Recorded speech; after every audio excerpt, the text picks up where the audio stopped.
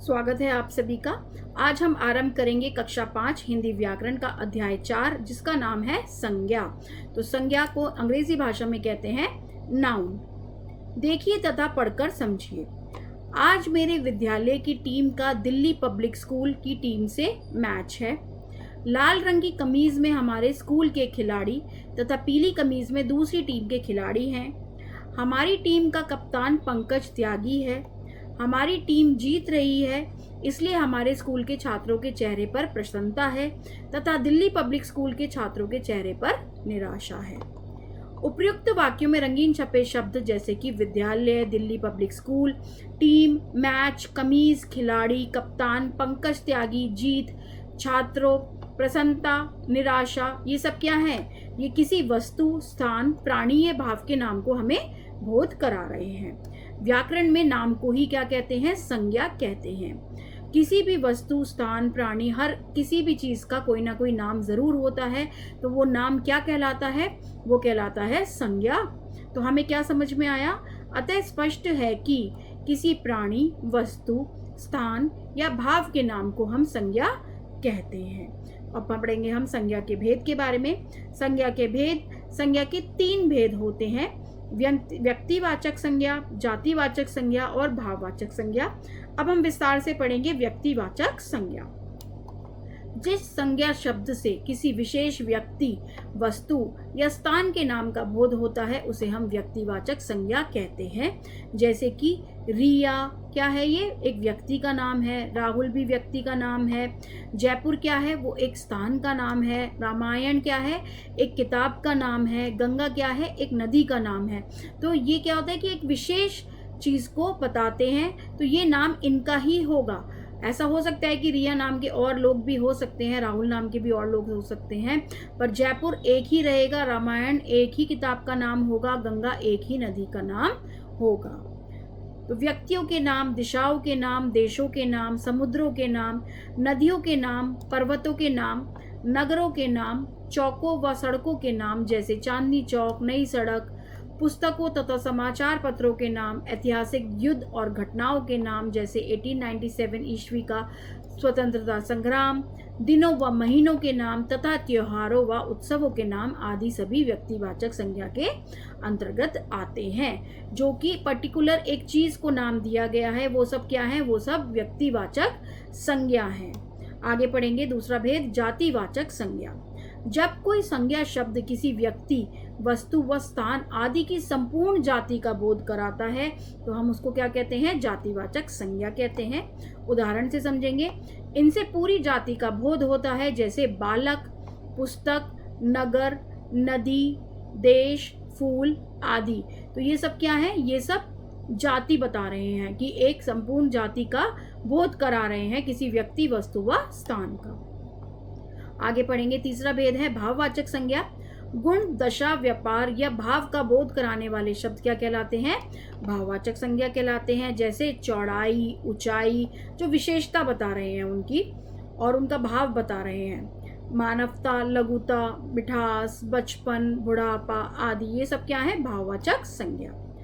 कुछ विद्वान जो हैं वो संज्ञा के 2 भेद और बताते हैं, जो कि हैं द्रव्यवाचक संज्ञा और समूहवाचक संज्ञा।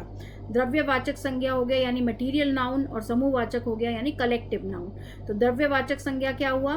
जिस शब्द से किसी द्रव्य या पदार्थ का बोध होता है या किसी मटेरियल का बोध होता है तो उसे हम क्या कहते हैं? द्रव्यवाचक संज्ञा कहते हैं। जैसे दूध, घी, सोना, गेहूं, कपास आदि।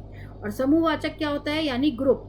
संज्ञा के जिस रूप से एक ही प्रकार के व्यक्ति या वस्तुओं के समूह का बोध होता है उसे हम क्या कहते हैं? समूहवाचक संज्ञा कहते हैं। जैसे भीड़, परिवार, सेना, कक्षा, गुच्छा आदि। तो ये क्या है? एक ही तरीके की चीजों के समूह का बोध करा रहा है। आगे पढ़ेंगे भाववाचक संज्ञा की रचना।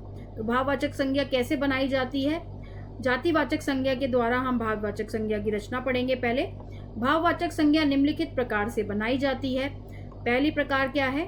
जातिवाचक संज्ञा द्वारा भाववाचक संज्ञा की रचना। जैसे जातिवाचक संज्ञा पढ़ेंगे पहले हम, फिर उसका भाववाचक बताएंगे।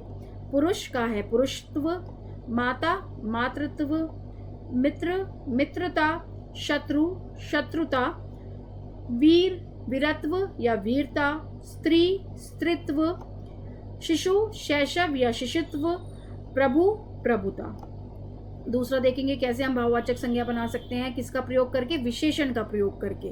विशेषण द्वारा भाववाचक संज्ञा की रचना, जैसे लंबा लंबाई, मोटा मोटाई या मोटापा, वीर वीरता, भयभीत भय, मीठा मिठास, ठंडा ठंडक, बड़ा बड़प्पन, महान महानता। अब हम सर्वनाम द्वारा भाववाचक संज्ञा की रचना कैसे करेंगे। सर्वनाम शब्द पढ़ेंगे पहले, फिर भाववाचक संज्ञा बताएंगे। अपना अपनत्व या अपनापन, पराया परायापन, सम क्षमता, मम ममता। आखिर में पढ़ेंगे क्रिया द्वारा भाववाचक संज्ञा की रचना, जैसे कि क्रिया पढ़ेंगे पहले, फिर भाववाचक संज्ञा बताएंगे।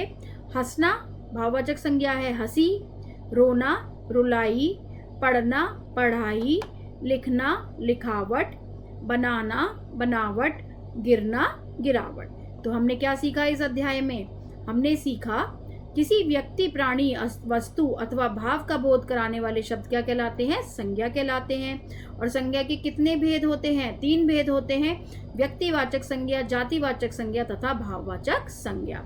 और कुछ विद्वान क्या मानते हैं कि संज्ञा के 2 भेद और हैं, जो कि हैं द्रव्यवाचक और समूहवाचक। तो इस अध्याय में हम इतना ही पढ़ेंगे। अब हम बढ़ते हैं अभ्यास की ओर, आओ करके देखें। तो का अभ्यास की ओर बढ़ेंगे।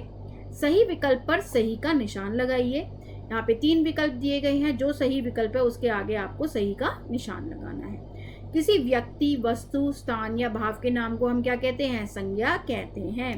तो यहाँ पर पहला विकल्प जो है वो बिल्कुल सही है। संज्ञा के भेद हैं, कितने भेद होते हैं, 3 भेद होते हैं। कौन कौन से होते हैं, जातिवाचक संज्ञा, व्यक्तिवाचक संज्ञा और भाववाचक संज्ञा। तो पहला विकल्प यहाँ पर भी सही है। जातिवाचक संज्ञा क्या है, अब देखिए प्रसन्नता क्या है, वो तो भाववाचक है। महाभारत क्या है, वो है व्यक्तिवाचक संज्ञा। तो हाथी क्या है, एक जातिवाचक संज्ञा। तो तीसरा विकल्प यहाँ पर सही है। आगे पढ़ेंगे। कोष्टक में दिए गए शब्दों को भाववाचक संज्ञाओं में बदलकर रिक्त स्थानों में लिखना है। तो ताजमहल की रिक्त स्थान देखकर मैं हैरान रह गया। तो सुंदर का भाववाचक शब्द है सुंदरता। डैश में रवि नटखटता। तो बच्चा का जो है भाववाचक संज्ञा वो क्या बन गई, बचपन। बचपन में रवि नटखटता। आज डैश बहुत है। तो गर्म का क्या भाववाचक बन गई, गर्मी। आज बहुत गर्मी है। गा प्रश्न की ओर बढ़ेंगे। दी गई संज्ञाओं के 2-2 उदाहरण लिखिए। जातिवाचक के उदाहरण है लड़का और किताब। आप अपने मन से अपने भाव से कुछ भी लिख सकते हैं, पर वो जातिवाचक संज्ञा का उदाहरण ही होना चाहिए। समुदायवाचक का हो गया है कक्षा, झुंड। इसमें आप गुच्छा भी लिख सकते हैं, दल भी लिख सकते हैं, जो आपकी इच्छा हो उसके हिसाब से आप लिख सकते हैं। भाववाचक हो गया ईमानदारी, साहस। गा प्रश्न की ओर बढ़ेंगे। निम्नलिखित वाक्यों में से संज्ञा शब्द छाटिए और उनके आपको भेद लिखने हैं। तो पहला वाक्य पढ़ेंगे। दिल्ली की कुतुब मीनार बहुत प्रसिद्ध इमारत है। तो इसमें जो दिल्ली और कुतुब मीनार है वो क्या है, वो है व्यक्तिवाचक संज्ञा, और इमारत क्या है यहाँ पर जातिवाचक संज्ञा। दूसरा प्रश्न पढ़ेंगे। इस फल में मिठास नहीं है। फल क्या है, जातिवाचक संज्ञा। अगर यहाँ होता इस आम में मिठास नहीं है तो क्या होता, तो उसमें भी हम जातिवाचक संज्ञा ही लिखते। मिठास क्या है, भाववाचक संज्ञा। वह पक्षी अपनी उड़ान भूल गया है। तो पक्षी क्या है यहाँ पर जातिवाचक, और भाव क्या है यहाँ पर, भाववाचक क्या है, उड़ान। तो उड़ान यहाँ पर भाववाचक संज्ञा है। डा प्रश्न की ओर बढ़ेंगे। संज्ञा की परिभाषा उदाहरण सहित लिखिए। संज्ञा, दूसरा प्रश्न है संज्ञा के कितने भेद हैं, प्रत्येक का नाम लिखिए। तो इन दोनों का ही उत्तर आपको यहाँ से मिल जाएगा। तो यहाँ पे देखिए, किसी व्यक्ति प्राणी वस्तु अथवा भाव का बोध कराने वाले शब्द क्या कहलाते हैं, संज्ञा कहलाते हैं। इसमें आप उदाहरण दे सकते हैं राम, रामायण, महाभारत, बकरी, हाथी, कुछ भी दे सकते हैं। और संज्ञा के कितने भेद हैं, 3 भेद होते हैं, व्यक्तिवाचक, जातिवाचक तथा भाववाचक। तो हमारा ये पहला और दूसरा प्रश्न हो गया है इनका उत्तर। और आपने यहाँ पर आपको इस तरीके से लिखना है, संज्ञा के 3 भेद होते हैं और फिर आपको तीनों नाम लिखने हैं। फिर आता है व्यक्तिवाचक तथा जातिवाचक संज्ञा में अंतर बताइए। तो ये इसका उत्तर आपको मिलेगा प्रश्न नंबर 18 से। प्रश्न नंबर 18 पे देखेंगे हम कि आपको व्यक्तिवाचक और जातिवाचक में बताना है। तो यहाँ से आप लिखेंगे जिस संज्ञा शब्द से किसी विशेष व्यक्ति, वस्तु या स्थान के नाम का बोध होता है उसे हम व्यक्तिवाचक संज्ञा कहते हैं। फिर उसके बाद आप यहाँ लिखेंगे ये, जब कोई संज्ञा शब्द किसी व्यक्ति, वस्तु व स्थान की संपूर्ण जाति का बोध कराता है तो उसे जातिवाचक संज्ञा कहते हैं। फिर उसके बाद आप दोनों के उदाहरण लिखेंगे, जैसे व्यक्तिवाचक के नीचे लिखेंगे जैसे रिया, राहुल, जयपुर, रामायण, गंगा आदि। जातिवाचक के नीचे लिखेंगे बालक, पुस्तक, नगर, नदी, देश, फूल आदि। तो इस तरीके से आप इन दोनों में अंतर बताएंगे। आखिरी प्रश्न की ओर बढ़ेंगे। भाववाचक संज्ञाओं की रचना किन किन शब्दों से होती है? तो हमने आपको बताया था कि भाववाचक संज्ञाओं की रचना कैसे होती है। संज्ञा से भी होती है, सर्वनाम से भी होती है, विशेषण से भी होती है और क्रिया शब्दों से भी होती है। जैसे वीर का होता है वीरता, मित्र का मित्रता, लिखना का लिखावट। तो पार्ट 4 में हम इतना ही पढ़ेंगे। आशा करती हूँ आप सभी को बहुत अच्छे से समझ आया होगा। बहुत बहुत धन्यवाद।